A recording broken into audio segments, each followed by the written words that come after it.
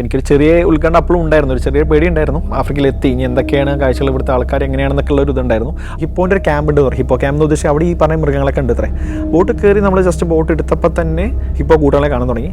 അപ്പോൾ ഹിപ്പോ പൊതുവേ നമ്മൾ ആ ഒരു വായ ഉണ്ടല്ലോ, വായ ഇങ്ങനെ തുറക്കുമ്പോൾ അതിൻ്റെ ഒരു വലിയൊരു ഉള്ളിപ്പലൊക്കെ കാണാം. അതൊക്കെ കാണുമ്പോൾ നല്ല നമുക്കൊരു ചെറിയ പേടിയാണ്. ഗ്രേറ്റ് റിഫ്റ്റ് വാലി എന്ന് പറയുമ്പോൾ ഒരു ശരിക്കും പറഞ്ഞ വിടവാണ്, ഒരു പ്ലേറ്റ്സ്, ടെക്നോണിക് പ്ലേറ്റ്സിൻ്റെ ഒക്കെ ഉള്ള ഒരു ഗ്യാപ്പിനാണ് ശരിക്കും ഈ ഗ്രേറ്റ് റിഫ്റ്റ് വാലി എന്ന് പറയുന്നത്. കുറേ കാലങ്ങൾ കഴിഞ്ഞ് കഴിഞ്ഞാൽ ആഫ്രിക്ക പിളർന്നു പോകുന്നൊക്കെയാണ് പറയുന്നത്.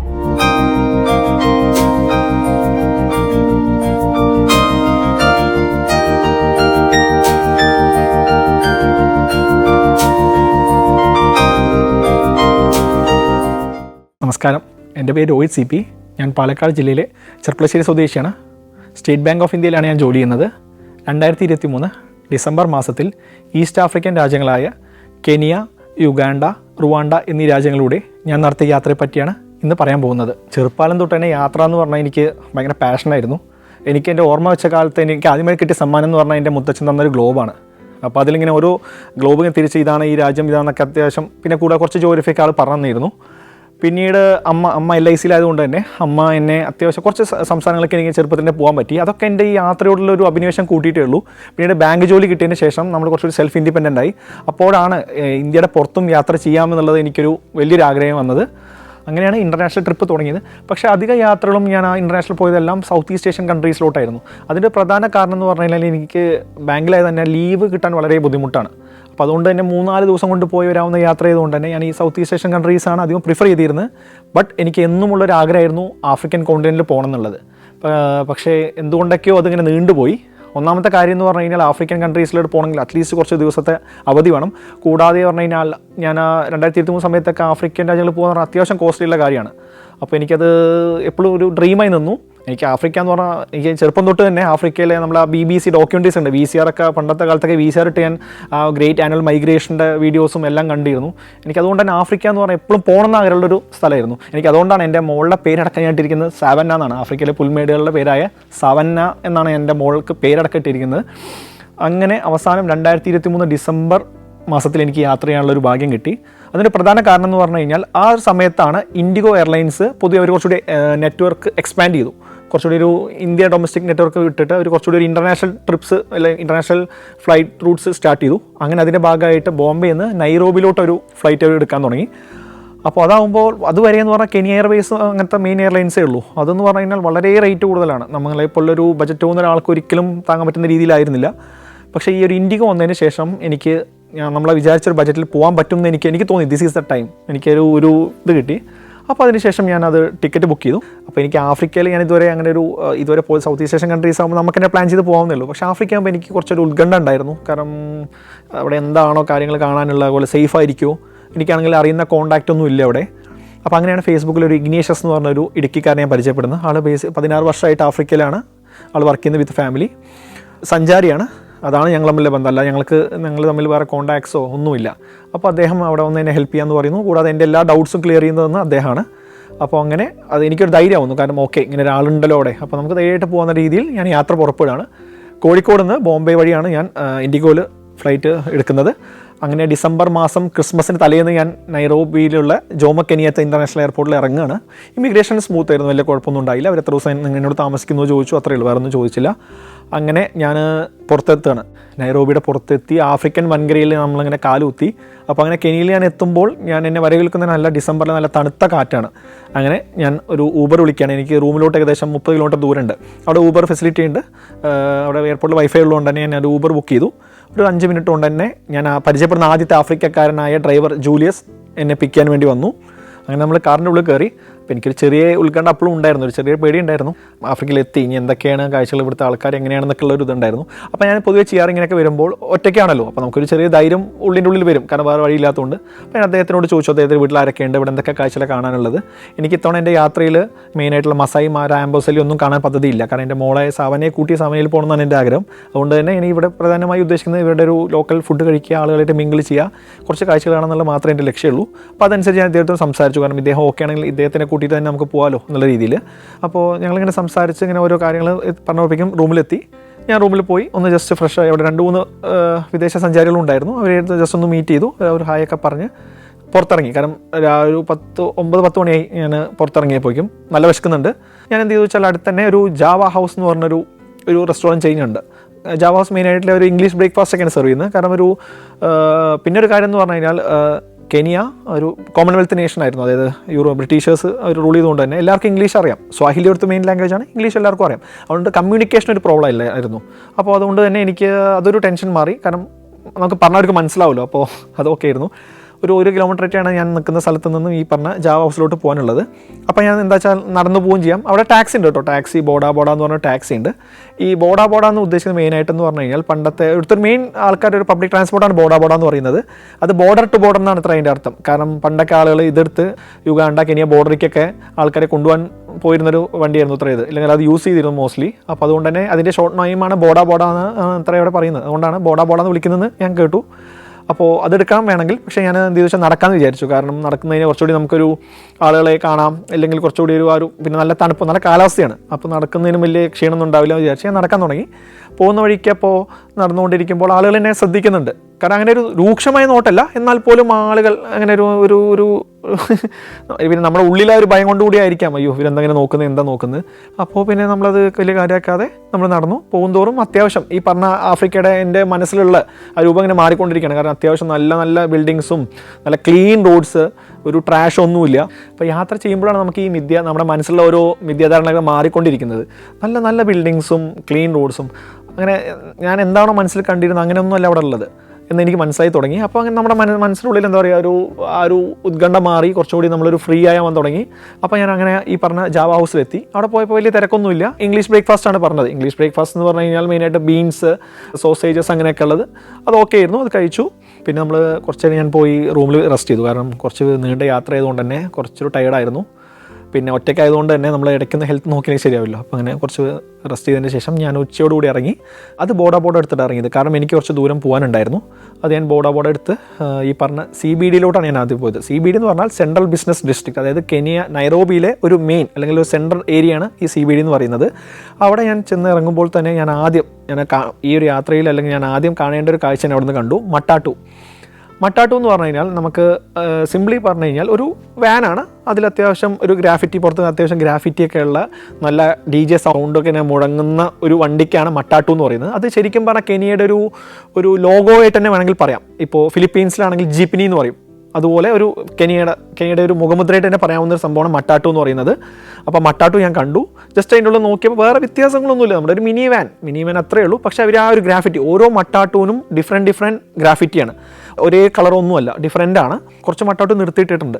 അതിൻ്റെ അവിടെ നിന്ന് കുറച്ച് നീങ്ങിപ്പോയുമ്പോഴും ഈ ഒരു മട്ടാട്ടുള്ള DJ സൗണ്ട് മൊത്തത്തിൽ ആ ഒരു ഏരിയ മൊത്തം ഇങ്ങനെ ഒരു DJ സോങ് മൊത്തത്തിൽ ഇങ്ങനെ അവിടെ ഒരു പ്രകമ്പനം കൊള്ളിക്കുന്നുണ്ടായിരുന്നു. അങ്ങനെ ഞാൻ ഫസ്റ്റ് എൻ്റെ കെനിയാട്ട കൺവെൻഷൻ സെൻറ്ററിലോട്ടാണ് പോകുന്നത്. അവിടെ പോകാനുള്ളൊരു കാരണം എന്ന് പറഞ്ഞു കഴിഞ്ഞാൽ അതൊരു അത്യാവശ്യം വലിയൊരു സ്റ്റോറി ബിൽഡിംഗ് ആണ്. അവിടുന്ന് മുകളിൽ നമുക്കൊരു നോക്കിക്കഴിഞ്ഞാൽ മൊത്തം നൈറോബിയുടെ മൊത്തത്തിൽ നമുക്കൊരു എയർ വ്യൂ കാണാം. അതുകൊണ്ട് തന്നെ ഞാൻ ആദ്യം അവിടേക്കാണ് പോയത്. അപ്പോൾ അവിടെ ചെന്ന് ഞാൻ ഒരു ടിക്കറ്റ് എടുത്തു. ഞാൻ അങ്ങനെ മുകളിലെത്തിയപ്പോൾ എന്ന് പറഞ്ഞാൽ അവിടുത്തെ കുറച്ച് ലോക്കൽസ് ഉണ്ട്. അവിടുന്ന് തൊട്ടാണ് സത്യം പറഞ്ഞാൽ എനിക്കൊരു VIP ട്രീറ്റ്മെൻറ്റ് കിട്ടി തുടങ്ങിയത്. കാരണം അവിടെ ഫോറിനേഴ്സ് അങ്ങനെ ആരും അധികം കണ്ടില്ല. ഇവർക്ക് നമ്മളെ കാണുമ്പോൾ ഒരു കൂടെ നിൽക്കുന്ന, നമ്മൾ പൊതുവെ നമ്മുടെ നാട്ടിലൊക്കെ ഫോറിനേഴ്സ് വരുമ്പോൾ നമ്മളെ ആൾക്കാർ ഒരു ആങ്സൈറ്റിയോടെ ഫോട്ടോ എടുക്കില്ല. അതുപോലെ ഞാനൊരു ചെറിയ VIP ആയി സത്യം പറഞ്ഞാൽ നൈറോബി പോയിട്ടാണ്. ആൾക്കാർക്ക് എൻ്റെ കൂടെ നിന്ന് ഫോട്ടോ എടുക്കുക, കുറച്ച് പേരൊക്കെ എൻ്റെ കൂടെ നിന്ന് ഫോട്ടോ എടുത്തു. അതുകൂടി ആയപ്പോൾ ഞാൻ ഭയങ്കര ഫ്രീ ആയി. കാരണം വന്നൊരു 1-2 മണിക്കൂർ ഉണ്ടെങ്കിൽ നമ്മൾ കംപ്ലീറ്റ്ലി, കാരണം ആളുകൾ നമ്മളായിട്ട് മിങ്കിൾ ചെയ്തു. പോകുന്ന വഴിക്കൊക്കെ ചില കുട്ടികളൊക്കെ വന്ന് നമ്മളോട് സംസാരിക്കുന്നു. എല്ലാവരും നമ്മൾ റെസ്പെക്ട് ചെയ്യുന്ന രീതിയിൽ നമുക്കത് ഭയങ്കര ഒരു സന്തോഷമായി തോന്നി എനിക്ക്. അങ്ങനെ ഞാൻ അവിടെ കുറച്ച് നേരം നിന്നു. നല്ല കാറ്റുണ്ട്, നല്ല തണുത്ത കാറ്റുണ്ട് അവിടെ. കാരണം ഉച്ച സമയമാണെങ്കിലും തണുപ്പ് തന്നെ വിട്ടുപോയിരുന്നില്ല. അവിടെ കുറച്ച് നേരം നിന്ന് അത്യാവശ്യം നോക്കുമ്പോഴാണ് ഞാൻ മനസ്സിലാക്കിയത് നൈറോബി അത്യാവശ്യം ഡെവലപ്ഡ് ആണ്. ആ ഒരു ഏരിയ എന്നൊക്കെ പറഞ്ഞാൽ ഫുൾ സ്കൈ സ്ക്രൈപ്പേഴ്സ് ഉണ്ട്. അത്യാവശ്യം നല്ലൊരു ഏരിയ ആണത്. ആ LB ഒക്കെ അടിപൊളിയായിരുന്നു. അപ്പോൾ അതെല്ലാം കണ്ടു. അതിൻ്റെ അടുത്ത് തന്നെ നൈറോബി നാഷണൽ പാർക്ക് ഉണ്ടായിരുന്നു. പക്ഷേ അത് കുറച്ച് കോസ്റ്റ്ലി ആയതുകൊണ്ട് തന്നെ ഞാൻ അങ്ങോട്ട് പോകണ്ടെന്ന് തീരുമാനിച്ചു. കാരണം എൻ്റെ പൊതുവെ ബജറ്റ് ട്രിപ്പാണ്. പിന്നെ ഞാൻ അവിടെ നിന്ന് താഴ്ത്തിറങ്ങി. എനിക്ക് തിരിച്ച് റൂമിലെത്തുന്നതിന് മുമ്പേ എനിക്ക് നന്നായി വിശക്കുന്നുണ്ട്. അപ്പോൾ എന്തായാലും ഉഗാലി എന്ന് പറഞ്ഞ ഫുഡ്, കാരണം ഉഗാലി എന്ന് പറയുമ്പോൾ ഈ ഒരു ഏരിയയിൽ, ഈസ്റ്റ് ആഫ്രിക്കൻ ഏരിയയിലത്തെ ഒരു മെയിൻ ഡിഷാണിത്. ഉഗാലി എന്ന് പറയുമ്പോൾ നമ്മുടെ ഒരു കോണൊക്കെ എന്നൊരു ഉരുട്ടി പരിവാക്കിയൊരു സംഭവമാണ് ഉഗാലി എന്ന് പറയുന്നത്. അത് നമ്മൾ ചോറ് കഴിക്കുന്നതിന് പകരം അവിടുത്തെ ആൾക്കാർ കഴിക്കുന്നതാണ്. അതൊരു പശ പോലത്തെ സംഭവം. അതിൻ്റെ കൂടെ പിന്നെ ആളുകൾ ഒന്നിലെ ഫിഷ് കഴിക്കും, അല്ലെങ്കിൽ ചിക്കൻ എന്താ വെച്ചാൽ കഴിക്കും. അപ്പോൾ ഞാൻ ചിക്കനാണ് ഓർഡർ ചെയ്തത്. അപ്പോൾ ഉഗാലിയും ചിക്കനും കൂടി വന്നു, എൻ്റെ മുമ്പിൽ വന്നു. പക്ഷേ എനിക്കെന്തോ ഉഗാലി ഞാൻ കുറച്ച് കഴിച്ചു എന്നുള്ളൂ, എനിക്കങ്ങനെ പറ്റിയില്ല അത് സത്യം പറഞ്ഞാൽ. പക്ഷേ ഇവിടുത്തെ ഒരു ഡിഷ് കഴിക്കണമെന്നുള്ളത് ഞാനത് ട്രൈ ചെയ്തു, അത് മാത്രം. ഓഫ് കോഴ്സ് നമുക്ക് എല്ലാ രാജ്യത്തും എല്ലായിടത്തും പോയിട്ട് നമുക്ക് പറ്റിക്കൊള്ളണമെന്നില്ലല്ലോ. എന്നാൽ ചെറുതായി ട്രൈ ചെയ്യാത്ത രീതിയിൽ ഞാൻ ആ ഉഗാലിയും ആ പറഞ്ഞ ചിക്കനും ഒന്ന് ട്രൈ ചെയ്തു. എന്നിട്ട് ഫുഡ് കഴിച്ചതിന് ശേഷം ഞാൻ തിരിച്ച് റൂമിലേക്ക് എത്തി. അപ്പോൾ എനിക്ക് നാളത്തെ യാത്ര ഒന്ന് പ്ലാൻ ചെയ്യണം. അപ്പോൾ നമ്മുടെ ഇന്ന് രാവിലെ പരിചയപ്പെട്ട ജൂലിയസിനെ വിളിച്ചു. നമുക്ക് നാളെ എവിടേക്കാണ് പോകാൻ പറ്റുമോ ചോദിച്ചു. അപ്പോൾ അദ്ദേഹത്തിൻ്റെ സജഷനിൽ നമ്മൾ ഗ്രേറ്റ് റിഫ്റ്റ് വാലിയും ലേക്ക് നൈവാഷയും പോകുന്നത് തീരുമാനിച്ചു. എനിക്ക് നാളെ വൈകുന്നേരം എനിക്ക് യുഗാണ്ടയിൽ പോകാനുണ്ട്. യുഗാണ്ടയിൽ എന്ന് പറയുമ്പോൾ നമുക്ക് ഫ്ലൈറ്റ് വഴിയും പോകാം, അല്ലെങ്കിൽ ബസ് ഓപ്ഷൻ ഉണ്ട്. ഫ്ലൈറ്റ് എന്താ പ്രശ്നം എന്ന് വെച്ച് കഴിഞ്ഞാൽ നമുക്ക് നമ്മുടെ നാട് പോലെയല്ല, അതൊരു ഫ്ലക്ച്വേഷനുള്ള ടിക്കറ്റ് അല്ല. തലേ ദിവസമാണെങ്കിലും അത്യാവശ്യം 3 മാസം മുമ്പ് ബുക്ക് ചെയ്യുകയാണെങ്കിലും റേറ്റ് കോൺസ്റ്റൻ്റ് ആണ്. അതുകൂടാതെ അത്യാവശ്യം ഫ്ലൈറ്റ് കോസ്റ്റ്ലിയാണ്. അതുകൊണ്ട് തന്നെ ഞാൻ ബസ് ഓപ്ഷൻ ചെയ്തു, ബസ്സിൽ പോകുമെന്ന് വിചാരിച്ചു. പക്ഷേ പ്രശ്നം എന്താ വെച്ച് കഴിഞ്ഞാൽ ബസ്സിൽ നമുക്ക് സ്വന്തമായിട്ട് ബുക്ക് ചെയ്യാൻ പറ്റില്ല. എം-പേസ എന്ന് പറഞ്ഞൊരു മൊബൈൽ ഒരു ഇതുണ്ട്, അതുവഴി ചെയ്യാൻ പറ്റുള്ളൂ. അതുകൊണ്ട് തന്നെ എൻ്റെ ഹോട്ടലിലുള്ള റിസപ്ഷനിസ്റ്റ് വഴിയാണ് ഞാൻ ബുക്ക് ചെയ്തത്. അപ്പോൾ അങ്ങനെ നാളെ വൈകുന്നേരം യുഗാണ്ടയിലെ കമ്പാലയിലേക്കുള്ള ബസ് ടിക്കറ്റ് ബുക്ക് ചെയ്ത് കഴിഞ്ഞു. അങ്ങനെ നെക്സ്റ്റ് ഡേ മോർണിംഗ് നമ്മുടെ ജൂലിയസ് വന്നു. ഞങ്ങൾ രാവിലെ തന്നെ യാത്ര പുറപ്പെട്ടു. Albania, Maldives, Georgia, Ethiopia. സഞ്ചാരം വോളിയം നമ്പർ 11. ഫുൾ HD-യിലുള്ള ഈ അപൂർവ ദൃശ്യയാത്രാ വിവരണ ശേഖരം സ്വന്തമാക്കാൻ 9995 444 222 എന്ന നമ്പറിലേക്ക് സഞ്ചാരം എന്ന് SMS ചെയ്യൂ.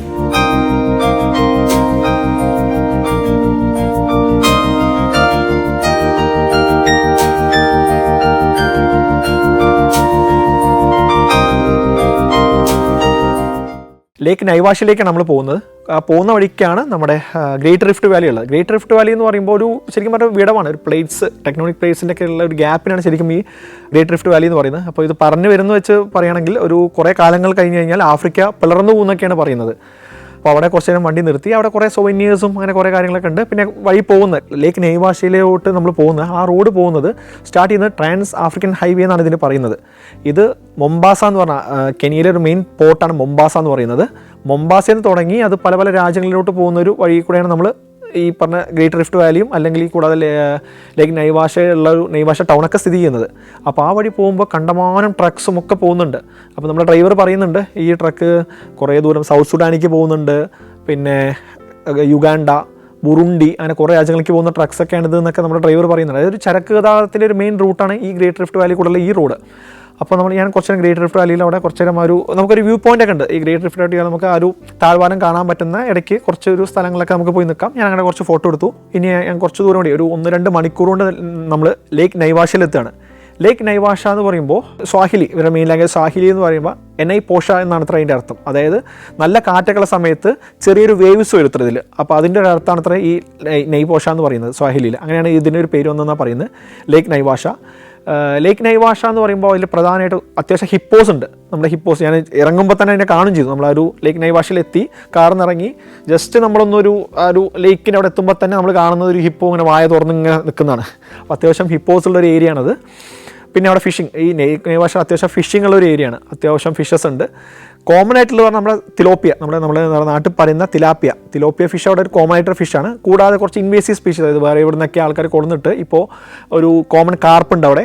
അപ്പോൾ അതൊക്കെ ഞാൻ ചെല്ലുമ്പോൾ, ഞാൻ ആ ഒരു ലേക്ക് നൈവാഷിൽ എത്തുമ്പോൾ ഇത് അവിടെ ഇങ്ങനെ ആളുകൾ വിൽക്കുന്നുണ്ടത്. നമ്മുടെ ഒരു ചെറിയൊരു മീൻ കച്ചവടക്കാർ നിൽക്കുന്ന പോലെ അങ്ങനെ മീനെ പറഞ്ഞ പൊടിയിലാണ് അവരൊരു ചെറിയ ഒന്നും വിരിച്ചിട്ടൊന്നുമില്ല, നോർമലായിട്ടുള്ള ഒരു മണ്ണിൽ അവരിങ്ങനെ ഇട്ടിരിക്കുകയാണ്, മീനുകൾ പിടിച്ച മീനുകൾ ഇങ്ങനെ ഇട്ടിരിക്കുകയാണ്. അവിടുത്തെ ആൾക്കാരൊക്കെ ഒന്ന് അങ്ങനെ വില പേശി അവർ വാങ്ങിക്കൊണ്ടുപോകുന്നുണ്ട്. അതിൽ തിലാപ്പിയ ഫിഷ് ഉണ്ട്, നേരത്തെ പറഞ്ഞ കോമൺ കാർപ്പ് ഉണ്ട്, അതൊക്കെ ഉണ്ട്. അപ്പോൾ ഈ ഒരു ലേക്ക് നൈവാഷിൽ ഞാൻ പോകാൻ മറ്റൊരു കാരണം എന്ന് പറഞ്ഞു കഴിഞ്ഞാൽ എന്തായാലും എനിക്ക് ഈ പറഞ്ഞ മസായ് മാര ആംബസിലൊന്നും പോകാൻ പറ്റില്ല. പക്ഷേ എനിക്ക് മൃഗങ്ങളെ കാണും വേണം. അപ്പോൾ അവിടെ എത്തിയപ്പോൾ പറഞ്ഞത് കുറച്ചുകൂടി ബജറ്റ് ഫ്രണ്ട്ലി ആയിട്ടൊരു ഹിപ്പോൻ്റെ ഒരു ക്യാമ്പ് ഉണ്ട്. ഹിപ്പോ ക്യാമ്പ് എന്ന് ഉദ്ദേശിച്ച് അവിടെ ഈ പറഞ്ഞ മൃഗങ്ങളൊക്കെ ഉണ്ട് അത്രേ. അപ്പോൾ ഞാൻ അങ്ങനെ അങ്ങോട്ട് പോകുന്നത് തീരുമാനിച്ചു. അങ്ങനെ ഒരു ചെറിയ ബോട്ടിൽ കയറി, നമുക്കായിട്ട് തന്നെ ഞാനേ ഉള്ളൂ, ഞാനും എൻ്റെ കൂടെയുള്ള ജൂലിയസും ഉണ്ട്. ഞങ്ങൾ രണ്ടുപേരും ഒരു ബോട്ട് കയറി നമ്മൾ ജസ്റ്റ് ബോട്ട് എടുത്തപ്പോൾ തന്നെ ഹിപ്പോകളെ കാണാൻ തുടങ്ങി, കുറച്ചുകൂടി ഒരു ഹിപ്പോ കൂട്ടങ്ങളെ കാണാൻ തുടങ്ങി. ഈ ഹിപ്പോ എന്ന് പറഞ്ഞാൽ അത്യാവശ്യം ഭയങ്കര ഡേഞ്ചറസ് ആയ ആനിമലാണ് കേട്ടോ. കാരണം ആഫ്രിക്കയിൽ ഏറ്റവും കൂടുതൽ ആൾക്കാരെ കൊല്ലുന്ന മൃഗങ്ങളിലൊന്ന് ഹിപ്പോ ആണ്. അപ്പോൾ ഹിപ്പോ പൊതുവേ നമ്മൾ ആ ഒരു വായ ഉണ്ടല്ലോ, വായ ഇങ്ങനെ തുറക്കുമ്പോൾ അതിൻ്റെ ഒരു വലിയൊരു ഉള്ളിപ്പലൊക്കെ കാണാം. അതൊക്കെ കാണുമ്പോൾ നമുക്കൊരു ചെറിയ പേടിയാണ്. കാരണം നമ്മുടെ ബോട്ട് അധികം സ്പീഡൊന്നുമല്ല, അപ്പോൾ അതൊക്കെയാണ് പോകുന്നത്. അതിനെ കുറച്ച് നമുക്ക് അപ്പുറത്ത് കുറച്ചൊരു 1-1.5 കിലോമീറ്റർ പോയപ്പോഴേക്കും നമ്മുടെ ആ ഒരു ഐലൻഡ് എത്തി. ഞാൻ അവിടെ ഇറങ്ങി കുറച്ച് നമുക്ക് നടക്കണം. ഈ ഒരു ലേക്കിലൂടെ കുറച്ച്, ലേക്ക് എന്ന് പറയുമ്പോൾ ഈ ഒരു കുറച്ച് കൽപ്പടവിൻ്റെ ഇതിൻ്റെ ഇടയിൽ കൂടെ നടന്നിട്ട് വേണം നമുക്ക് കരയിലെത്താൻ. അങ്ങനെ അവിടെ എത്തി എൻ്റെ കൂടെ ഉള്ള ആൾ ടിക്കറ്റ് എടുത്ത് അവർ നമുക്കൊരു ഗൈഡിനെ തരും. കാരണം ചെറിയൊരു ഏരിയ ആണെങ്കിലും ഗൈഡാണ് നമ്മളെ കൊണ്ടുപോയി ഇതാ ഇവിടെ ഈ സീബ്ര ഉണ്ട് ഇവിടെ ഇതുണ്ട് ഇതൊക്കെ കാണിച്ചു തരുന്നത്. അപ്പോൾ ഗൈഡ് മുമ്പ് പോകുന്നു, പുറകിൽ ഞാൻ നടക്കുന്നു. അങ്ങനെ നമ്മൾ ആദ്യം കാണുന്നത് നമ്മളെ ജിറാഫിനെ കാണുന്നു. ജിറാഫ് ഒരു 3-4 ഉണ്ട്. ജിറാഫ് അവിടെ ജസ്റ്റ് ഒന്നൊരു ചെറിയ മരത്തിൻ്റെ ഇടയിൽ റെസ്റ്റ് ചെയ്യാണ്. അപ്പോൾ നമുക്ക് വളരെ അടുത്ത് പോയി കാണാം. നമുക്ക് ജിറാഫ് എന്നൊക്കെ പറഞ്ഞാൽ നമ്മൾ വളരെ അടുത്താണ് ജിറാഫിനെ കാണുന്നത്. ഇത് ബേസിക്കലി എന്ന് പറഞ്ഞാൽ ടൈംഡ് ആനിമൽസ് ആണ്, ശരിക്കും വൈൽഡ് ആനിമൽസ് അല്ല. ഒരു ഗെയിം റിസർവിൽ ഒരു ക്ലോസ്ഡ് ആയ ഏരിയയിൽ എവിടെ നിന്നൊക്കെ കൊണ്ടുവന്ന കുറച്ച് മൃഗങ്ങൾ അവരുടെ ഒരു ആവാസ വ്യവസ്ഥ. പക്ഷേ ഇപ്പോൾ ഈ പറഞ്ഞ ജിറാഫോ നമുക്ക് ഒരിക്കലും ഇവിടെ ഈ വീഡിയോ കാണിച്ചു കൊടുക്കുമ്പോൾ അത് കാണുന്ന ഒരാൾക്ക് ഇതിങ്ങനെ ഒരു സാവന്നല്ല എന്ന് അവർ പറയില്ല. കാരണം അതേപോലത്തെ ലാൻഡ്സ്കേപ്പും അതേപോലത്തെ മൃഗങ്ങളൊക്കെയാണ്. പിന്നെ കുറച്ചുകൂടി കഴിഞ്ഞപ്പോൾ നമ്മൾ സീബ്രേനെ കണ്ടു. സീബ്ര എന്നൊക്കെ പറഞ്ഞാൽ എൻ്റെ ജിറാഫ് കുറച്ചുകൂടി ദൂരെ ആയിരുന്നെങ്കിൽ, കാരണം ജിറാഫ് ചിലപ്പോൾ നന്നായി കാലുകൊണ്ട് തൊഴിക്കും, അതുകൊണ്ട് ഞാൻ അത്ര അടുത്ത് പോയില്ല. സീബ്ര കുറച്ചുകൂടി അടുത്തായിരുന്നു ഞാൻ കണ്ടു. സീബ്ര പിന്നെ ദിവസവും കണ്ടമാനം ആളുകൾ വരുന്നതുകൊണ്ടായിരിക്കാം സീബ്രയ്ക്ക് നമ്മളെ കണ്ടു വലിയ കുലുക്കൊന്നുമില്ല. ശരിക്കും പറഞ്ഞാൽ ഒരു ടൈമിൽ സീബ്രയുടെ ബ്രത്ത് അടക്കം എനിക്കത് കേൾക്കാൻ പറ്റി, അത്രയും അടുത്തായിരുന്നു. അങ്ങനെയൊക്കെ ഒരു ശരിക്കും എനിക്ക് ഭയങ്കര ഹാപ്പി. അതിനുശേഷം കുറച്ച് അപ്പുറത്ത് മാറി ഗ്നൂ എന്ന് വിളിക്കുന്ന ഒരു വിൽഡ് ബീസ്റ്റ് എന്ന് പറയുന്നുണ്ട്. ഈ ഒരു ആനുവൽ മൈഗ്രേഷനിൽ ഏറ്റവും അധികം ഒരു മൈഗ്രേറ്റ് ചെയ്യുന്ന 2 ആനിമൽസ്, ഒന്നാണ് സേബ്രയും വൈൽഡ് ബീസ്റ്റും. ഇത് 2 ഓടെ ഉണ്ടായിരുന്നു. പിന്നെ കുറച്ച് അപ്പുറത്തായിട്ട് തോംസൺ, ഗസൈൽ, അങ്ങനെ കുറച്ച് 1-2-3 മാൻ വർഗ്ഗങ്ങളും ഉണ്ടായിരുന്നു. ചുരുക്കം പറഞ്ഞാൽ നമ്മളൊരു സാവന്ന ഗ്രാസ് ലാൻഡ്സ് അല്ലെങ്കിൽ ആ ഒരു മസായി മലയിലൊക്കെ പോകുന്നതിൻ്റെ ചെറിയ ഫീലിംഗ് ഇവിടുന്ന് എനിക്ക് കിട്ടി. അവിടെ ആകുമ്പോൾ ലക്ഷക്കണക്കിന് മൃഗങ്ങളുണ്ടാവും കേട്ടോ. ഇവിടെ അത്രയൊന്നും ഇല്ലെങ്കിലും നമ്മുടെ ഒരു ബജറ്റ് വെച്ച് നമുക്കത് പറ്റുന്ന രീതിയിൽ ഒരു ഫീലിംഗ് എനിക്ക് ഇവിടുന്ന് തീർച്ചയായിട്ടും കിട്ടി. അതുകൊണ്ട് ഞാൻ ഭയങ്കര ഹാപ്പി ആയിരുന്നു. കാരണം ഞാൻ വന്നൊരു പർപ്പസ് അല്ലെങ്കിൽ അവിടെ എത്തിയപ്പോൾ ഒരു മൊമെൻറ്റ് കഴിഞ്ഞപ്പോൾ എനിക്ക് മനസ്സിലായി, ഓക്കെ എൻ്റെ ഒരു വർത്തായിരുന്നു. കാരണം നമ്മളൊരു ആഫ്രിക്കയിൽ വന്ന് നമ്മളെ പറ്റുന്ന ബജറ്റ് കൊണ്ട് നമ്മൾ ഈ മൃഗങ്ങളൊക്കെ കണ്ടല്ലോ. അങ്ങനെ ഞാൻ തിരിച്ച് വീണ്ടും ലേക്ക് നൈവാഷയുടെ നമ്മൾ ആ ഒരു കാർ വെച്ച സ്ഥലത്തേക്ക് വന്നു. എൻ്റെ കൂടെ ജൂലിയസും ഉണ്ടായിരുന്നു. ഞങ്ങൾ തിരിച്ചു വന്ന് എനിക്ക് ആ ഒരു തിലാപ്പിയ ഫിഷൊക്കെ കഴിക്കണമെന്നുണ്ടായിരുന്നു. പക്ഷേ അവിടുത്തെ ഒരു ഹൈജീൻ എനിക്ക് അത്ര ഓക്കെ തോന്നിയില്ല. നമ്മൾ ഒറ്റയ്ക്കായതുകൊണ്ട് നമ്മൾ കുറച്ചൊരു പ്രിക്കോഷൻ ചെയ്യണമല്ലോ. അതുകൊണ്ട് ഞാൻ അവിടെ നിന്നൊന്നും കഴിച്ചില്ല. അതുപോലെ ഞങ്ങൾ തിരിച്ചു നിന്നിട്ട് വീണ്ടും, കാരണം ഇന്ന് വൈകുന്നേരമാണ് എനിക്ക് കമ്പാല, അതായത് യുഗാണ്ടയുടെ കമ്പാലയിലേക്ക് എനിക്കിന്ന് വൈകുന്നേരം എനിക്ക് ബസ്സുണ്ട്. അപ്പോൾ അത് ലേറ്റ് ആക്കാൻ പറ്റില്ല. അതുകൊണ്ട് തന്നെ ഞങ്ങൾ തിരിച്ച് ഈ വന്ന വഴി കൂടെ തന്നെ ഗ്രേറ്റ് റിഫ്റ്റ് വാലി കൂടെ ഞങ്ങൾ തിരിച്ചു വന്നു. തിരിച്ചു വരുന്ന വഴിക്ക് പെട്ടെന്ന് മഴയൊക്കെ അൺഎക്സ്പെക്റ്റഡ് ആയിട്ട് മഴയൊക്കെ പെയ്തു. അതിൽ കുറച്ച് വണ്ടിയൊക്കെ സ്ലോ ആയി. അപ്പോൾ എനിക്കൊരു ടെൻഷനായി വന്നു, ഇനിയിപ്പോൾ എനിക്ക് ബസ് കിട്ടില്ലേന്ന്. പക്ഷേ അതെല്ലാം സ്മൂത്ത് ആയിരുന്നു. തിരിച്ച് ഞങ്ങൾ അതുപോലെ നൈറോബി സിറ്റിയിൽ വന്നിട്ട് ഇനിയിപ്പോൾ ജൂലിയസിനെ പറഞ്ഞു വിടണം. കാരണം ആൾക്ക് എൻ്റെ അടുത്ത് അധികം ക്യാഷ് ഇല്ല. അപ്പോൾ ATM പോയി ഞാൻ ക്യാഷൊക്കെ എടുത്തു, ജൂലിയസിന് കൊടുത്തു. പിന്നെ മെയിൻ കാര്യം, ഈ ഒരു പോകുന്ന വഴിക്കാണ് ഞാൻ കെനിയയുടെ നാഷണൽ ഡിഷായ ഞാമച്ചോമ കഴിക്കുന്നത്. ഞാമച്ചോമ എന്ന് പറഞ്ഞാൽ ഗ്രിൽഡ് മീറ്റാണ്. അതായത് നമ്മുടെ ചുട്ടെടുത്ത ഇറച്ചി വരില്ല, അതാണ് ഞാമച്ചോമ. അപ്പോൾ ഞാൻ തിരിച്ചു വരുന്ന വഴിക്ക് ഞാൻ രാവിലെ ഒന്നും അധികം കഴിച്ചില്ല, ചെറുതായി ഭക്ഷണം കഴിച്ചുള്ളൂ ജൂലിയസും. അപ്പോൾ തിരിച്ചു വരുന്ന വഴിക്ക് ഞാൻ അങ്ങനെ ജൂലിയസിനോട് പറയുന്നുണ്ട്, ജൂലിയസ് എനിക്ക് ഇങ്ങനെ ഇവിടുത്തെ ഒരു നാഷണൽ ഡിഷ് അല്ലെങ്കിൽ മെയിൻ ഡിഷ് കഴിക്കണം. അത് ഇവിടുത്തെ ആൾക്കാർ എങ്ങനെ കഴിക്കുന്നത് അതുപോലെ തന്നെ എനിക്ക് കഴിക്കണം, അല്ല എനിക്ക് മെയിൻ ഹോട്ടലിലൊന്നും പോകണ്ട, ഇവിടുത്തെ ആൾക്കാർ എങ്ങനെ കഴിക്കുന്നത്, എന്നാൽ അത്യാവശ്യം ഹൈജീൻ ഉള്ള ഒരു സ്ഥലത്താണെങ്കിൽ നിർത്തിക്കോളൂ, നമുക്ക് കഴിക്കാമെന്ന് പറഞ്ഞു. അങ്ങനെ ജൂലിയസ് ഒരു നമ്മുടെ ലേക്ക് നൈവാസിൽ വരുന്ന വഴിക്ക് ഒരു സ്ഥലത്തെത്തിയപ്പോൾ ജൂലിയസ് നിർത്തി. ജൂലിയസ് അത്യാവശ്യം കുഴപ്പമില്ലാത്ത കടയാണ്, നമുക്ക് പോയി കഴിക്കാമെന്ന് പറഞ്ഞു. അങ്ങനെയാണ് അവിടെ ഞങ്ങൾ രണ്ടുപേരും കടയിൽ കയറുകയാണ്, അല്ലെങ്കിൽ ഹോട്ടലിൽ കയറുകയാണ്. ഹോട്ടലിൽ കയറുമ്പോൾ എന്ന് പറഞ്ഞു കഴിഞ്ഞാൽ നമ്മുടെ നാട്ടിൽ കൂടെ തന്നെ അങ്ങനെ തന്നെ എനിക്ക് തോന്നുന്നു. നമ്മുടെ നാട്ടിലൊക്കെ നമ്മളൊരു ഹൈവേ പോകുമ്പോൾ കാണുന്ന ഒരു തട്ടുകട ഫീലിംഗ്. ഫ്രണ്ടിലായിട്ട് ഇവരൊരു ഗ്രില്ലിംഗ് വെച്ചിട്ടുണ്ട്. അവിടെ ആട്, കോഴി, മെയിനായിട്ട് ആട്, കോഴി തന്നെയുള്ളത്. ആട്, കോഴിയുണ്ട്. പിന്നെ അവരത് ഇങ്ങനെ ഗ്രില്ല് ചെയ്യുന്നു. കൂട്ടത്തിൽ ബാക്കിൽ ആൾക്കാർ ഇരുന്ന് കഴിക്കുന്നു, തൊട്ട് പിറകിലെ ആൾക്കാർ ഇരുന്ന് കഴിക്കുന്നു. അപ്പോൾ ഞങ്ങൾ ചെന്ന് ഞാൻ പറഞ്ഞു എനിക്ക് കോഴിയുടെ മതി ഗ്രില്ല് പറഞ്ഞു. അപ്പോൾ അവരത് ദിശ കട്ട് ചെയ്തു. കോഴിയും പിന്നെ ജൂലിയസ് എനിക്ക് തോന്നുന്നു ആടാണ് എടുത്തത്. അപ്പോൾ അവരത് എന്ത് ചെയ്തെന്ന് വെച്ചാൽ നമ്മുടെ മുമ്പിൽ നിന്ന് ഒരു പോർഷനാണ് നമ്മൾ പറയുക. അപ്പോൾ ഒരു പോർഷൻ കൊണ്ടുവരും. നമ്മുടെ മുമ്പിൽ നിന്ന് ഒരു ചെറിയൊരു എന്താ പറയുക മരപ്പലക പോലെ സാധനം, അതിൽ വന്ന് അവർ നമുക്കിനെ ചോപ്സ് ആക്കി തരുന്നു. കൂടാതെ അതിൻ്റെ കൂടെ കിട്ടിയ ചപ്പാത്തിയാണ്. ഒരു ചാപ്പോ എന്നാണ് ചപ്പാത്തി വിളിക്കുന്നത്. അത് അവിടുത്തെ ഒരു സാധാരണ മെയിൻ ഡിഷാണ്. അത്യാവശ്യം നമ്മുടെ ചപ്പാത്തി പൊറോട്ടയൊക്കെ ഒരു മിങ്കിൾ ചെയ്തൊരു സംഭവം. അതുകൊണ്ട് തന്നെ എനിക്കത് എന്താ പറയുക നോർമൽ നമ്മുടെ ചപ്പാത്തി ചെയ്യുന്ന ഒരു ടേസ്റ്റായിട്ട് തന്നെ തോന്നി. അത് കഴിച്ചു. പിന്നെ പോകുന്ന വഴിക്ക് എനിക്ക് ജൂലിയസ് പറഞ്ഞു ഇവിടെ പഴം, അവിടെ അതുപോലെ ബനാനാസ് അത്യാവശ്യം നന്നായി ഒരു കൾട്ടിവേറ്റ് ചെയ്യുന്ന സ്ഥലമാണ്. ബനാനാസ് എനിക്ക് 2-3 ബനാനാസ് ജൂലിയസ് വാങ്ങി തന്നു. അപ്പോൾ അതോടെ ആയപ്പോഴേക്കും നമ്മുടെ വയറ് ഫുള്ളായി, മനസ്സും വയറും ഫുള്ളായി. അങ്ങനെ ഞങ്ങൾ ഏകദേശം ഒരു 5 മണിയാകുമ്പോഴേക്കും ഞാൻ മാഷ് പോവ എന്ന് പറഞ്ഞ ബസ്സാണ് ബുക്ക് ചെയ്തത്. ഈ മാഷ് പോവ എന്ന് പറഞ്ഞാൽ പൊതുവെ ഈ ഒരു ഈസ്റ്റ് ആഫ്രിക്കൻ കൺട്രീസിലൊക്കെ ഉള്ള ഒരു ബസ് സർവീസാണ്. അതായത് ഇപ്പോൾ സ്റ്റാർട്ടിങ് ഫ്രം ടാൻസാനിയ എന്നുണ്ട്, കെനിയ, യുഗാണ്ട, റുവാണ്ട, ബുറുണ്ടി, അങ്ങനെ ഈ രാജ്യങ്ങളൊക്കെ ഉള്ളൊരു ഇതാണ്. അങ്ങനെ നമ്മൾ മാഷ് പോവുള്ള ബിൽഡിങ്ങിൽ എത്തുകയാണ്. അപ്പോൾ ഞാൻ എന്ത് ചെയ്തു വെച്ചാൽ നേരത്തെ തന്നെ നമ്മൾ ടിക്കറ്റ് ബുക്ക് ചെയ്തിട്ടുണ്ടല്ലോ. പക്ഷേ ഈ ടിക്കറ്റ് നമ്മൾ അവിടെ പോയി കാണിച്ച്, അവർ ഓഫീസിൽ പോയി കാണിച്ചിട്ട് അവർ പ്രിൻ്റായിട്ട് തരും, ഒരു പേപ്പർ പ്രിൻ്റ്, അത് വെച്ച് റെസിപ്റ്റ് തരും. ആ റെസിപ്റ്റായിട്ട് വേണം നമ്മൾ ബസ്സിൽ കയറാൻ. അങ്ങനെ നമ്മൾ ബസ്സിൽ കയറി. നമ്മുടെ നാട്ടിലെ ഒരു AC ബസ് എങ്ങനെ അതേ സൗകര്യങ്ങളൊക്കെ തന്നെയുള്ളൂ. ഏറ്റവും അറ്റത്താണ്, സീറ്റിൽ കയറിയിരുന്നു. ഏകദേശം 18 മണിക്കൂറോളം യാത്രയുണ്ട് നമുക്ക് കമ്പാലയിലേക്ക്. അങ്ങനെ നമ്മൾ യാത്ര തുടങ്ങി. നൈറോബി സിറ്റി എല്ലാം കഴിഞ്ഞ് കുറച്ച് ഔട്ടറായി. അങ്ങനെ ഏകദേശം ഒരു 9 മണിയാകുമ്പോഴേക്കും നമ്മൾ ഫുഡ് കഴിക്കാൻ വേണ്ടി നിർത്തി. ഞാൻ കുറച്ച് പഴം കയ്യിലുണ്ടായിരുന്നു. എനിക്ക് അവിടുന്ന് കഴിക്കാൻ തോന്നില്ല, കാരണം എന്തോ എനിക്കത് വലിയ വൃത്തിയായിട്ട് തോന്നിയില്ല. അപ്പോൾ ഞാൻ ജസ്റ്റ് ബാത്റൂമെല്ലാം യൂസ് ചെയ്തു. പിന്നെ അവിടുത്തെ ആളുകൾ ചെറിയ മിക്സറല്ല അതുപോലത്തെ സ്നാക്സ് ഐറ്റംസ് വാങ്ങി. അതുപോലെ ഞാനും അപ്പോൾ ആൾക്കാർ വാങ്ങുന്നുണ്ട്. ഞാനും ഒരു ചെറിയൊരു 2 ബിസ്ക്കറ്റ് അങ്ങനെ കാര്യങ്ങൾ വാങ്ങി വെച്ചു എന്നല്ലാതെ ഞാൻ അവിടെ മെയിൻ ഡിന്നർ ഞാൻ കഴിച്ചില്ല. കാരണം എനിക്കെന്തോ അത് അത്ര ഹൈജീനിക്കായിട്ട് തോന്നിയില്ല. അപ്പോൾ ഞാൻ ഉള്ളതുകൊണ്ട് അഡ്ജസ്റ്റ് ചെയ്തു. തിരിച്ചു കയറി ഒരു 10-15 മിനിറ്റ് അവിടെ നിർത്തി ബസ് പുറപ്പെട്ടു വീണ്ടും. അങ്ങനെ ബുസിയ എന്ന് പറഞ്ഞ ബോർഡറിൽ ഞാൻ എത്തണം ഏകദേശം ഒരു 12 മണിക്ക്. ബുസിയ എന്ന് പറഞ്ഞു കഴിഞ്ഞാൽ ഈ പറഞ്ഞ കെനിയയുടെയും യുഗാണ്ടയുടെയും ഇടയിലുള്ള ഒരു മെയിൻ ബോർഡറാണ് ബുസിയ എന്ന് പറയുന്നത്. മറ്റൊരു കാര്യം എന്ന് പറഞ്ഞു കഴിഞ്ഞാൽ ഇവിടെ 1 സ്റ്റോപ്പ് ബോർഡർ എന്നാണ് ഇവർ പറയുക. 1 സ്റ്റോപ്പ് ബോർഡർ എന്താണെന്ന് വെച്ച് കഴിഞ്ഞാൽ പൊതുവെ നമ്മൾ കാണുന്ന ഇപ്പോൾ 2 രാജ്യങ്ങളിൽ ഇമിഗ്രേഷൻ ആണെങ്കിൽ ഇപ്പോൾ ലാൻഡ് ബോർഡറാണ് ഞാൻ പറയുന്നത്. ലാൻഡ് ബോർഡർ എന്ന് പറയുമ്പോൾ ഒരു സ്ഥലത്ത് ഇപ്പോൾ ഒരു എക്സാമ്പിൾ ഒരു രാജ്യത്തിൻ്റെ ബോർഡർ ഇമിഗ്രേഷൻ ഉണ്ടാവും. അത് കഴിഞ്ഞാൽ കുറച്ച് ദൂരം കഴിഞ്ഞ് പിന്നെ ആയിരിക്കും മറ്റൊരു രാജ്യത്തെ ഇമിഗ്രേഷൻ അല്ലേ. പക്ഷേ ഇവിടെ എന്ന് പറയുമ്പോൾ 1 സ്റ്റോപ്പ് ബോർഡറാണ്. അതെന്ന് പറയുമ്പോൾ ഒരു കസേല പോലെ ഒരു ജസ്റ്റ് ഒരു ഏരിയയിൽ ഇപ്പോൾ കെനിയയുടെ ഇമിഗ്രേഷൻ ഓഫീസ് ഉണ്ട്, തൊട്ടപ്പുറത്ത് തന്നെ യുഗാണ്ടയുടെ ഉണ്ട്. അപ്പോൾ നമ്മൾ ജസ്റ്റ് ഇവിടുന്ന് എക്സിറ്റ് അടിക്കുന്നു, കെനിയയുടെ തൊട്ടപ്പുറത്ത് പോകുന്നു, യുഗാണ്ടയുടെ എൻട്രി അടിക്കുന്നു. അതാണ് 1 സ്റ്റോപ്പ് ബോർഡർ എന്ന് പറയുന്നത്. ഈ പറഞ്ഞ ഈസ്റ്റ് ആഫ്രിക്കൻ കൺട്രീസിലൊക്കെ ഇങ്ങനെയുള്ളൊരു ഫെസിലിറ്റി അല്ലെങ്കിൽ ഇങ്ങനത്തെ ഒരു സംഭവമാണ് തോന്നുന്നു. അപ്പോൾ അതുകൊണ്ട് തന്നെ ഓഫ്കോഴ്സ് ഇപ്പോൾ ഇവിടുന്ന് കഴിഞ്ഞു, തൊട്ടപ്പുറത്ത് തന്നെ കയറി യുഗാണ്ട. അപ്പോൾ ഈ പറഞ്ഞ ഈസ്റ്റ് ആഫ്രിക്ക വിസ ഞാൻ എടുത്തുകൊണ്ട് തന്നെ എനിക്ക് സെപ്പറേറ്റ് വിസ ആവശ്യമില്ല. അപ്പോൾ ഓൾറെഡി ഞാൻ ഈ ഈസ്റ്റ് ആഫ്രിക്ക വിസ കാണിച്ചപ്പോൾ ആൾ officer okay East Africa visa just നോക്കി ആൾ ജസ്റ്റ് ഒരു യുഗാണ്ട സീൽ അടിച്ചു തന്നു. അല്ല വേറെ ക്വസ്റ്റ്യൻസ് ഒന്നും ഉണ്ടായില്ല. പിന്നെ അവിടെ പക്ഷേ യെല്ലോ ഫീവർ വാക്സിനേഷൻ അവർ ചെക്ക് ചെയ്തു. കാരണം ഞാൻ യെല്ലോ ഫീവർ വാക്സിനേഷൻ മസ്റ്റാണ് ഇവിടെ പോകേണ്ടതെന്ന് എനിക്കന്ന് മനസ്സിലായി. ഞാൻ വെറുതെ ഇതൊരിതല്ല, ആഫ്രിക്കയിലാണെങ്കിലും യെല്ലോ ഫീവർ വാക്സിനേഷൻ മസ്റ്റാണ്. പിന്നെ നമ്മൾ ഈ ബസ്സിൽ പോകുന്ന ബസ്സും അവരതുപോലെ ചെക്ക് ചെയ്യുന്നുണ്ട്. കാരണം ആ ബസ്സിൻ്റെ എല്ലാ സാമഗ്രികളും ബസ്സിലുണ്ടായിരുന്ന ആൾക്കാരുടെ എല്ലാ വസ്തുക്കളും അവർ പുറത്തിറക്കി അത് സ്കാൻ ചെയ്തിട്ടാണ് തിരിച്ച് കയറ്റുന്നത്. അപ്പോൾ അതിനെ കുറച്ച് ടൈം ആണായിരുന്നു. ഇമിഗ്രേഷൻ പെട്ടെന്ന് കഴിഞ്ഞെങ്കിലും അതിന് കുറച്ച് ഈ പറഞ്ഞ കുറച്ചൊരു ടൈം ആണായിരുന്നു ഈ പരിപാടിക്കൊക്കെ. അപ്പോൾ ഞാൻ അവിടെ കുറച്ച് അങ്ങനെ വെയിറ്റ് ചെയ്തു. കാരണം ഈ നമ്മുടെ ഇമിഗ്രേഷൻ കഴിഞ്ഞാൽ ഈ പറഞ്ഞ പോലെ ഈ ബാഗൊക്കെ അവർ നോക്കി തിരിച്ച് കയറ്റാനൊക്കെ ടൈമുള്ള ഞാൻ സമയത്ത് നിൽക്കുമ്പോഴാണ് അവിടെ ഈ ബസ്സിലുണ്ടായിരുന്ന ആളാണെന്ന് തോന്നുന്നു, ഒരു യൂറോപ്യനാണ്. പിന്നീട് ഞാൻ അദ്ദേഹത്തെ പരിചയപ്പെട്ടിരുന്നു. അദ്ദേഹം ഇറ്റലിക്കാരനാണ്. അദ്ദേഹത്തിനോട് വന്നിട്ട് ഒരു കാര്യം പറഞ്ഞു. അതായത് ആളും ഈ ബസ്സിലുണ്ടായിരുന്നാണ്. ഈ പറഞ്ഞ ഇമിഗ്രേഷനെല്ലാം കഴിഞ്ഞ് ആൾ കുറച്ചൊരു മാറി റെസ്റ്റ് റൂമിനോട് പോയി ഒന്ന് സിഗരറ്റ് വലിക്കായിരുന്നു. ഇതാരോ കണ്ടു. പിന്നെ അദ്ദേഹത്തിന് ചോദ്യം ചെയ്യലായി. ആൾ പോലീസുകാരാണ് അത്രേ. ആളെ ഭയങ്കര ജയിലടയ്ക്കും അങ്ങനെയൊക്കെ ആളെ ഭീഷണിപ്പെടുത്തി. അയാളൊന്ന് കാശ് ചോദിച്ചു എന്ന്. ആൾ പറഞ്ഞ് $100 എന്നോട് ചോദിച്ചു. അവസാനം $50 കൊടുക്കേണ്ടി വന്നു. എനിക്കതൊന്ന് ഊരിപ്പോരാന്ന് പറഞ്ഞിട്ട് ആൾ പറഞ്ഞു എനിക്ക് ആകെ ടൂറിസ്റ്റ് ഞാൻ ഭയങ്കര അവർക്ക് അറ്റ്ലീസ്റ്റ് അവർക്ക് എന്നോടൊന്നൊരു ഞാൻ ടൂറിസ്റ്റ് അല്ലേ, എനിക്കത് അറിയാത്തതുകൊണ്ടല്ലേ, അപ്പോൾ അവർക്ക് ജസ്റ്റ് എന്നെ ഒന്ന് താക്കീത് വിട്ടാൽ മതിയായിരുന്നല്ലോ ചോദിച്ചു. അപ്പോൾ ഞാൻ മനസ്സിലാക്കിയ കാര്യം എന്ന് പറഞ്ഞു കഴിഞ്ഞാൽ യുഗാണ്ട എന്ന് പറഞ്ഞ രാജ്യം പൊതുവേ കുപ്രസിദ്ധിയുള്ള കറപ്ഷൻ കൊണ്ടാണ്. ഇപ്പം എനിക്ക് കിട്ടിയില്ലെങ്കിലും എനിക്ക് അതിൻ്റെ ഒരു അനുഭവിക്കാൻ പറ്റിയില്ലെങ്കിലും ഞാൻ ആ ജസ്റ്റ് ബോർഡർ എത്തിയപ്പോൾ തന്നെ അത് അനുഭവിച്ച ഒരാളുടെ നേർക്കാഴ്ച ഞാൻ കണ്ടു. ഞാൻ പക്ഷേ പിന്നീട് ഞാൻ ആ ഇറ്റാലിയനായിട്ട് ഫ്രണ്ടായി. ഞാൻ അദ്ദേഹത്തിന് അയാളും ടൂറിസ്റ്റായിട്ട് വന്നതാണ്. ഞാൻ പറഞ്ഞു കുഴപ്പമില്ല. പിന്നീട് ഞങ്ങൾ യാത്രയിലും അദ്ദേഹം ഉണ്ടായിരുന്നു കേട്ടോ. യുഗാണ്ടയിലെ ഫസ്റ്റ് ഡേ യാത്രയിലും അദ്ദേഹം ഉണ്ടായിരുന്നു. പിന്നീട് തിരിച്ച് ബസ്സെല്ലാം കയറി നമ്മൾ ബോർഡർ കഴിഞ്ഞു. ഇതിനിടയ്ക്ക് ഞാൻ ഇഗ്നേഷ്യസ് ബായ് ഏകദേശം രാവിലെ ഒരു 6 മണിയാകുമ്പോൾ ഇഗ്നേഷ്യസ് ബായിനെ വിളിച്ചു. ഞാൻ പറഞ്ഞു ഞാൻ ഏകദേശം ബോർഡർ കഴിഞ്ഞു, ജിഞ്ച എന്ന് പറഞ്ഞ സ്ഥലത്ത് എത്താറിയെന്ന് പറഞ്ഞു. അപ്പോൾ ശരിക്കും പറഞ്ഞാൽ ഞാൻ ഇറങ്ങേണ്ട സ്ഥലം ഇല്ലെങ്കിൽ ഞങ്ങൾ കമ്പാലയിലെത്തി ഞങ്ങൾ തിരിച്ച് വരേണ്ട സ്ഥലം ഈ പറഞ്ഞ ജിഞ്ചയാണ്. അപ്പോൾ ആൾ പറഞ്ഞു ഞാൻ ഇന്ന് എന്തായാലും ലീവാണ്, എന്നാൽ നിങ്ങൾ അവിടെ ഇറങ്ങിക്കോളൂ, ഞാൻ അവിടെ നിന്ന് ഇങ്ങോട്ട് വരാൻ പറഞ്ഞു. അല്ലെങ്കിൽ എന്താ വെച്ചാൽ ഞാൻ പിന്നെ കമ്പാലയിൽ പോയി 2-3 മണിക്കൂർ തിരിച്ച് ഈ സ്ഥലത്തേക്ക് തന്നെ വരണം. അപ്പോൾ അതിൻ്റെ ആവശ്യമില്ലോ, ആൾ എന്തായാലും നമ്മളൊപ്പല്ലെന്ന് യാത്ര ഞാൻ വരുന്നുണ്ടല്ലോ എന്ന് പറഞ്ഞുകൊണ്ട് ഞാൻ അവിടെ ഇറങ്ങി.